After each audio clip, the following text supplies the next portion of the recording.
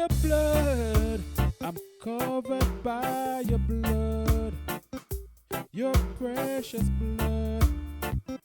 Your holy blood. One could argue that there is a collective consciousness of the American people, one of freedom, liberty. You hear it in their speech, the way they are.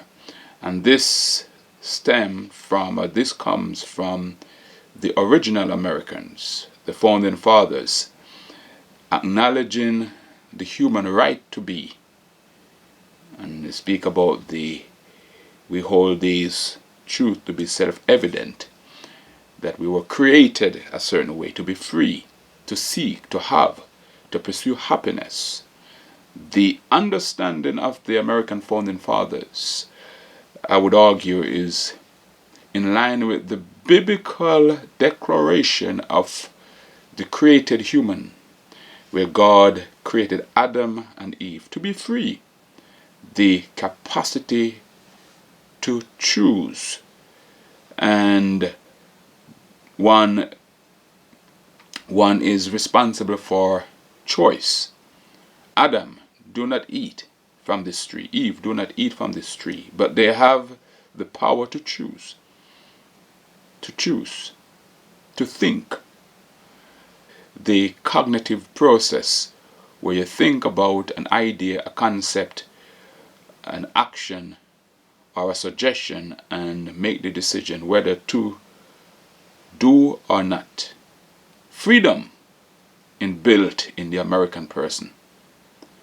In regarding religious freedom, we cannot separate religious freedom from the right to think and say what one thinks, or the right to heed conscience. And one may say God lives in the conscience of humans, because that is the way you are able to hear God say it is right or it is wrong. Good day, my fellow Christians. I would like to talk to you about religious liberty with the emphasis on religiocultural separatism, meaning people are feeling the need to separate from mainstream culture, a mainstream society, on account of their religious beliefs and values.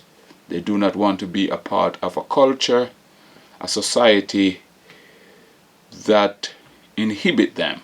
The right to be religious is the right to obey the God of our conscience.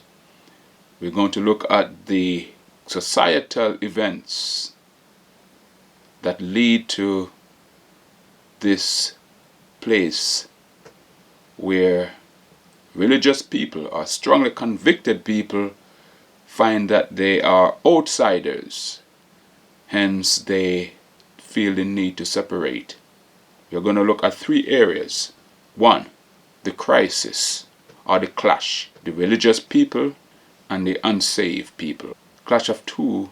On the one hand, you have the values of the secular society, and on the other hand, you have the values of the religious people, and they are irreconcilable. So you have the clash in values or clash in beliefs. That's one. Two, the background to the problem, or how did we get to this place? And three, the resolve, which is the decision to separate from a society with values or beliefs that are not compatible with yours, values that conflict with yours. The resolve, which is the decision to separate from mainstream society, refuse to participate in a culture that is at conflict with your religious beliefs, your religious values. At this place, the religious find it necessary to become by themselves a counterculture. So we're going to state the problem or the crisis or the conundrum. Then we're going to look at the background to the problem. Then the resolve, which is the religious group will separate from mainstream society, from mainstream culture. The result is really an account of holiness, which is to separate, to be unique, to be set apart. So the religious group, in this case the Christians, find it necessary to separate from mainstream society, an account of the call to be holy. Religious liberty in the modern world.